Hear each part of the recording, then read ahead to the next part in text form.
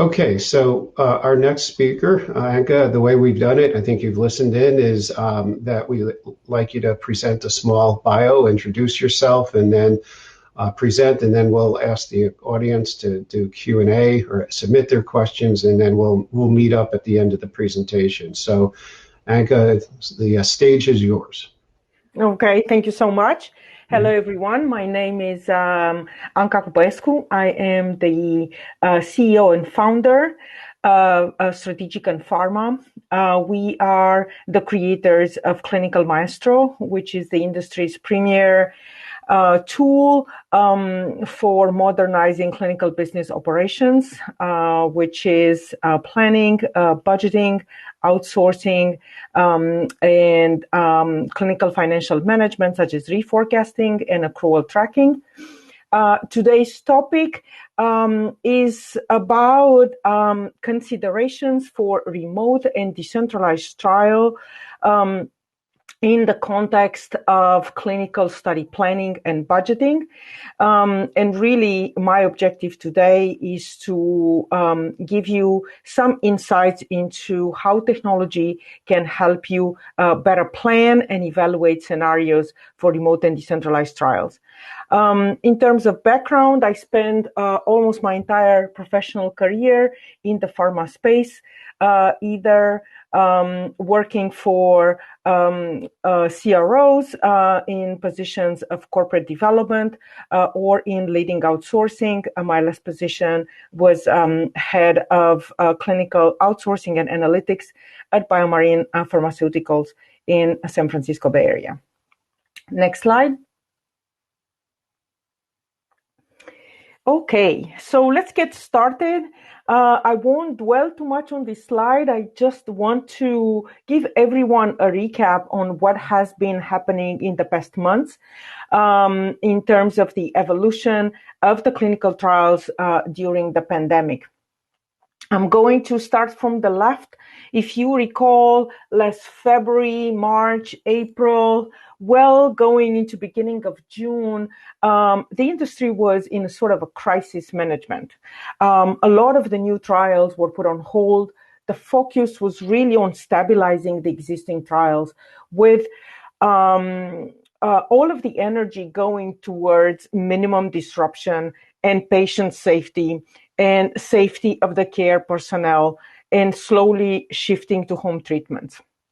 And it was a period of hold and evaluate, trying to better understand where the pandemic is taking us, how long it's going to take, and what is the real impact on the clinical trials.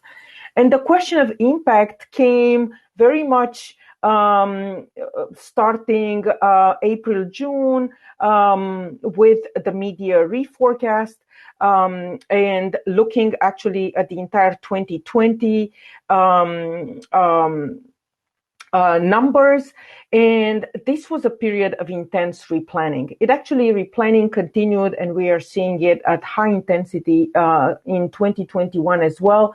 It's looking at reforecasting the existing studies, replanning the new studies which were put on hold, doing lots of what-if scenarios, and also evaluating technologies and the cost of these technologies, looking at decentralized trials, but also looking at enhancing remote trials and doing more remote monitoring. So intense scenario analysis, planning, and reforecasting, which we see continues at almost the same intensity now. I think the last stage, and this is the stage where I think we are in now, is the stage of the new normal. The new studies are restarting. Many of the technologies that enable virtual trials have been evaluated or are in evaluation. Digital technology offices across pharma have been very, very active with lots of pilots, lots of technology evaluation, and lots of focus on technologies that drive cost and cost down and drive efficiency forward. The industry is now embracing change and truly investing in technology and processes. Next slide. So now more than ever, there is a need for speed, information, visibility flexibility, and simplicity. And next slide, please. In the context of this acute need, we are also faced with the challenge of still working with disconnected processes, and primarily when it comes to planning, sourcing, and reforecasting clinical trials, working primarily in Excel.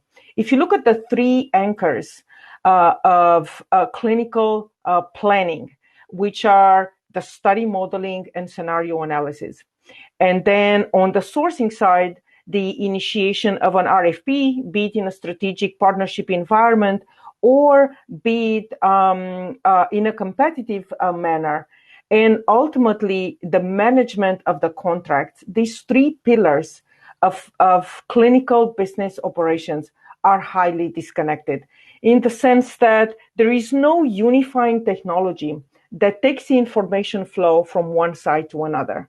Whatever happens in planning is typically done by a certain group working in Excel. The sourcing may not necessarily sync in with the planning because most of the costs may be acquired through bidding coming directly from multiple vendors. That means they have to be consolidated. It's difficult to do scenario analysis when you are getting your costs from your partners because that would mean you would be asking them for rebids. And finally, when you are in management mode and you are looking at change orders and you are looking at deviations from the plan, unless the plan and the previous sourcing agreements are in the same environment, it only naturally leads to more manual work. And with a lack of fluent data coming from planning all the way through change order management and actual reporting. Next slide, please. This is where Clinical Maestro comes to place. We named the solution Clinical Maestro because it's about harmony. It's about bringing different functions together, orchestrating the data in a way that it produces analytics and insights that are clinical to decision making. And we designed the product as an ecosystem of solutions. As you can see, starting from the left, each solution is actually a standalone application that can be used in conjunction with other applications. It can stand on its own feet, or it can be seamlessly integrated. So Portfolio, it's the application that resonated with most during the COVID pandemic because Portfolio is all about scenario analysis. And you will see a simulation from Portfolio in today's presentation. It's the most advanced engine in the industry for running scenarios and analyzing impact, and it's extremely accurate. We've been measuring 95% or more accuracy in predicting the actual cost of the scenario.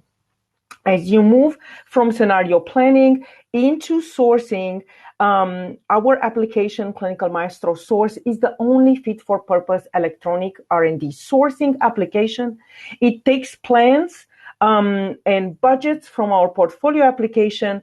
It simulates or it creates, based on electronic templates, the actual RFP. It sends the RFP to the vendors. It analyzes the bids, being one or many, again, strategic partnership or competitive bidding. The due diligence is enhanced. And what we are seeing, because of the presence of fair market value and because of the efficiency of the RFP engine, we are seeing savings of greater than 5% on the per RFP basis. As you can imagine, on studies worth millions of dollars, which most clinical studies are, these savings are in the hundreds of thousands of dollars, so quite significant. And finally, our lead application is a first complete solution for actual and out of scope reporting. We are seeing efficiency in reporting and accuracy and transparency of greater than 75%. And our last application, Vision, is designed for governance and vendor performance. That we are expecting to release it in 2022, but a basic module already exists and is released as part of Source. Next slide, please. So what I would like to do now is spend the next 10 minutes giving you a technology presentation. It's a virtual presentation, so I'm not going to go live into Clinical Maestro. What you will see is a series of scenarios looking at classic, decentralized, and remote trials with RBM. You will be seeing some of the considerations that we suggest you account for when it comes to planning and doing scenario analysis for these types of trials. Next slide, please.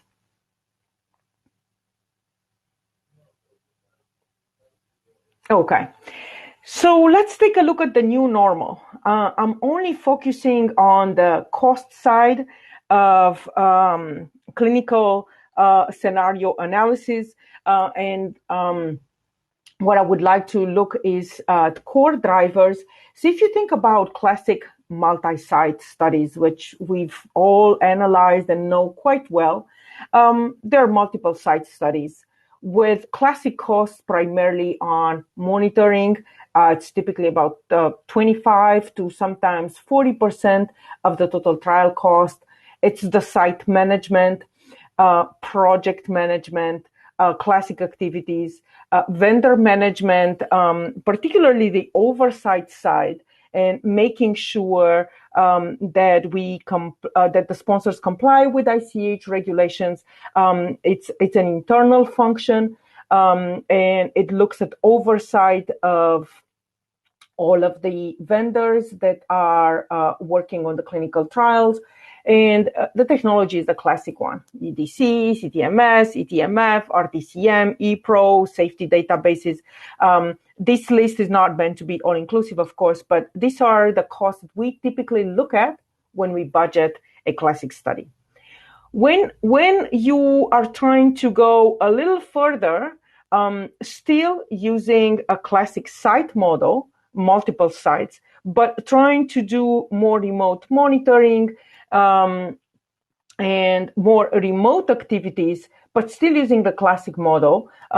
This model has been quite used in the recent years. It's applicable to most indication. And if you look at using RBM technology in particular, the cost impact is primarily around reduction of the site costs, particularly less monitoring visits, more central monitoring, more use of data.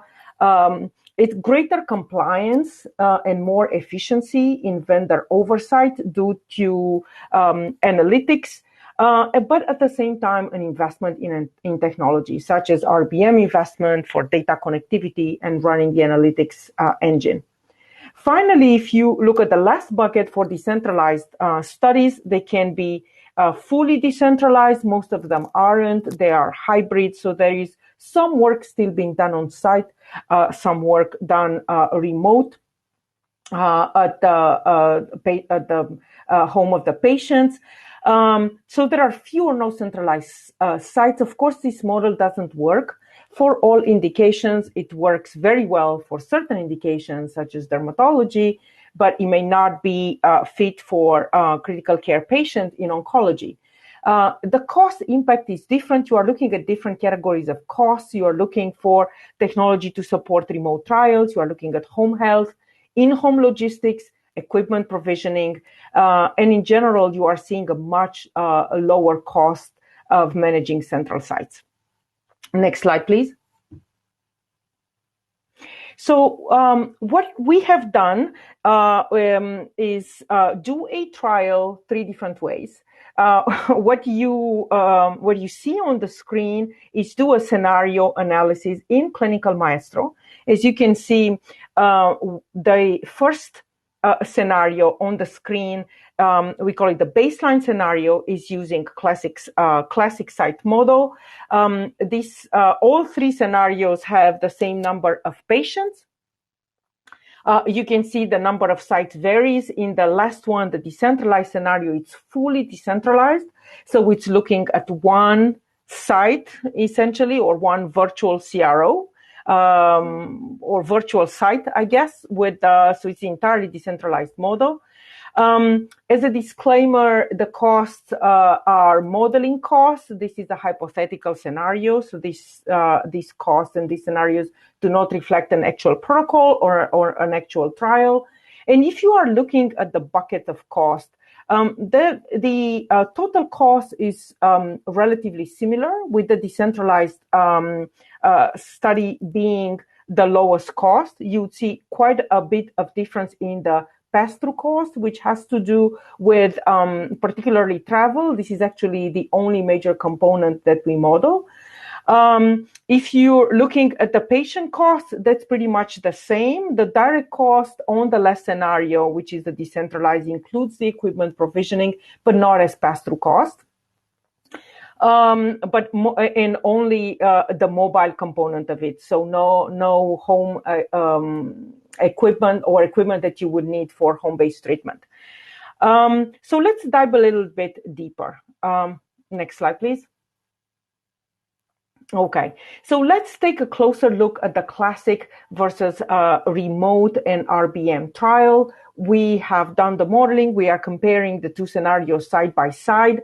You can see that biostats and programming, pharmacovigilance, data monitoring, regulatory services, that's pretty much little to no impact. In this particular model, there is no impact whatsoever. Where you are seeing the differences is in the clinical data management and clinical study management. The clinical data management is an increase about 290,000. This is again a 1,000 patients trial, a phase 3 trial with 200 sites. The cost difference is almost entirely due to RBM. So you see about 290,000, almost $300,000. The core components are data integration, running the analytics engine, doing the patient profiles.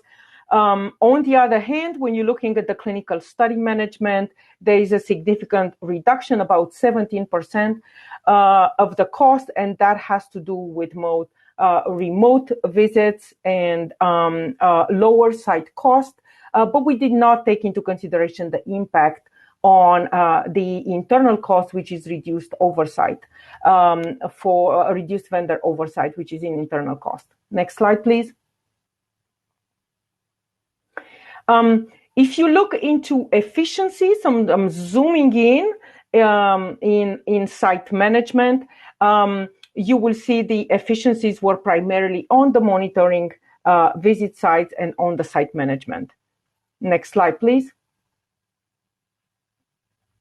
If you are looking at the RBM cost drivers, to recap what I just mentioned, what we model is the data connection and setup. We model the data analytics engine, and we model the creation of the patient profiles. We embedded all of these costs into technology and in clinical data management. Next slide. Okay, now let's look at the classic versus decentralized study. Again, in this scenario, we used a fully decentralized model. So there's actually only one site, which is the virtual site. So one central site, and all of the assessments are happening at the patient home. You would see, again, a little impact in data monitoring, a little impact in regulatory services. You would see a big bucket at the bottom, which is the simulation of the health costs. Home health costs. So this is the home nursing. This is where we also model the provisioning of the mobile equipment for the nurses and for the patients. So big bucket of cost, but a complete shift in the cost of the clinical study management, where we are essentially assuming that we have only one site. We are assuming little to no usage of the classic CRO. So this is really work between the sponsor and the decentralized trial service provider. You are also going to see quite a bit of impact on the PV and safety, and this has to do primarily with the multi-site reporting. Next slide, please.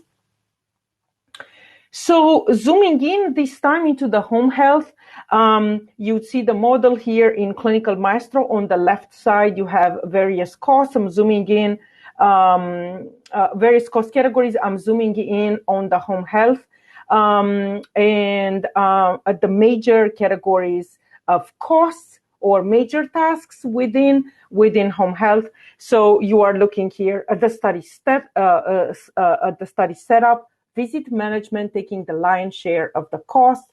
Of course, you still have a component of study management and a component of data management, but primarily the costs are going to be around visit management. Next slide. So this is, again, another deeper zoom in that gives you at least a glimpse into how Clinical Maestro works, how you can go from a total cost projection down to a cost category, in this case, home health. Then you can look at the cost analysis across all of the study years, and you can look at the test and responsibility. So you are looking here at the major components from a RACI perspective of the visit management. So I'm zooming even deeper, and I'm looking at the major categories that impact the cost on the home health side. Next slide, please. So to recap, out of the three scenarios, the decentralized study model was the least expensive. Of course, we use not a hybrid model, but a fully decentralized model. We were quickly able to run the three scenarios, put them side by side. When it came to looking specifically at the decentralized cost drivers, the impacts were around home health, equipment provisioning, and a remote technology investment, which actually turned out to be quite equivalent, deeper type of technology, but quite equivalent to conducting classic trials from a technology investment perspective. Next slide. So if you're looking at the importance of doing this scenario planning before you embark on actually running a study, this is where you can see the return on investment on Clinical Maestro technology. Critical elements of the study planning and analysis can be revealed really with very rapidly in our tool. The ability to do what-if scenarios and impact analysis drive strategy. It's critically important that you run these scenarios over and over again, and you understand the impact on cost, on timelines, on oversight, which is critically important, on the types of partners that need to be joining at the table to execute the study. The speed is very important. It takes over 100 hours to do one scenario in Excel. We can achieve that in Clinical Maestro in less than 12 minutes. That means you have that many more hours to run additional scenarios, additional analysis that drive the strategy and put you, the sponsor, in control by understanding the bids that you will be receiving and having the fair market value before you actually conclude the contracts from various bidders. It's very important to be able to have parallel bids.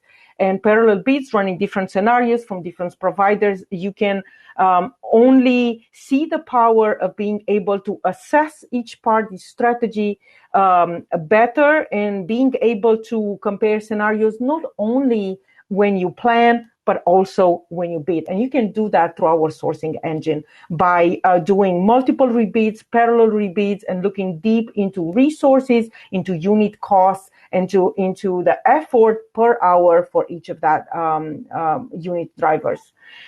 Negotiated savings, I mentioned that from the beginning. We are seeing greater than 5% savings on a per RFP basis, and that is 5% or greater of the cost of that RFP. Suffice to say that pays for the technology investment in a single bid. And it's extremely powerful in terms of measuring savings at the each study and each RFP level. At the end of the day, we are looking at efficiency. through higher utilization of internal resources. Outsourcing, finance, R&D professionals have more time for analysis, and because they spend less time on Excel, they have they are in the position to drive better decisions, better informed decision through the power of the scenario engine and through the power of the due diligence engine on the sourcing side. And finally, the last slide. When you are considering investing in a technology that supports the scenario planning and modernizing outsourcing, there is a natural fear for anything new, as much as we had a lot of fear using decentralized trials or using other technologies such as RBM on clinical studies. We are here with you with total solution support. We have 3 support models. As you can see on the screen, the first one, it's licensed with extended support, which means our project delivery leads hold your hand throughout the entire process, from discovery to process transformation to custom SaaS configuration, project management, and other support, such as onboarding. We have a model in which we become operators of a licensed tool and support your training staff until they reach proficiency. And finally, for scenario modeling only, we have a hands-off, no license support in which the sponsor are giving us the specifications and we run the analysis of the scenario, such as you have seen in today's presentation. Next slide. So essentially, what I try to demonstrate in today's presentation is an approach using technology to model the same study in 3 different scenarios, looking at the impact of each scenario. We compared the classic with the decentralized, with the remote, with RBM. And of course, we could have done many more scenarios and many more analysis, but the idea is to show you how easy it is to get deeper insights into the cost and into the operational model by using technology. Thank you so much. I'm now open for questions. Thank you very much, Anka. I know we're coming up on the break, but I have maybe 1 or 2. If you're one of the smaller companies that are out there, and let's just say have an early phase clinical trial, is there any way to use your software and support even for a small study, or is there a certain cutoff where there's an advantage to use your software program versus, I'll say, use it the more typical way that we're all accustomed to? About half of our customers today are small companies, and many have 1 to 2 trials. And for the smaller companies, those trials are of critical importance. And you want to hold them so close to you. And it's so important that for those studies, you choose the right partners. You understand the model very well. You are not at the mercy of whatever solution the CROs or the other partners will propose, that the planning becomes even more important. It's critically important because some of these companies are privately funded by investors.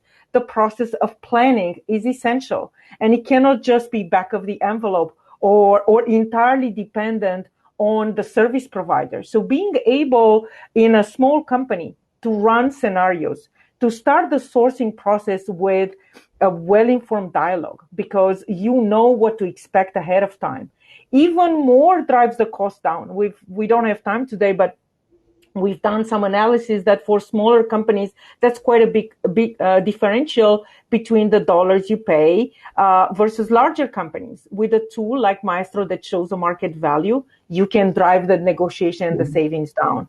So I would say smaller companies are our sweet spot. We almost become their outsourcing department. And the service model certainly helps because many of these companies are resource strapped. So we almost become their virtual outsourcing department with the tool and with the people. Great. Okay, so I know, Sam, I think we're coming up to the virtual networking and coffee break. So I want to thank Anka for your presentation. I see you're a sponsor, so I'm sure you'll be available during the breaks for people Yes. to ask any more questions. So I would encourage everyone to, all right, Sam, I'll let you organize the break and invite the people back at a little after 11. Go ahead. Thank you so much, Dr. and Anka, for your amazing presentation. Yep, so pretty much we are going to be heading off to our first break, and it will be an extended break. Unfortunately, our speaker is not feeling well this morning, so it'll be a little extended break. I'm just going to quickly go over my screen over here. So we were originally scheduled to have Stacy start at 11:05 a.m. So the break will commence from now until 11:35, and we'll be regrouping for Jorge's presentation again on case studies in decentralization, transforming patient accessibility at 11:35. So I will be transferring everyone now to the networking room. Feel free to visit the exhibitor booths. Each booth that you visit, you can collect 10 points and you can redeem those points for Amazon gift cards, Uber Eats gift cards, Starbucks gift cards, and more. So without any further ado, I will be sharing, switching everyone over to the next room now.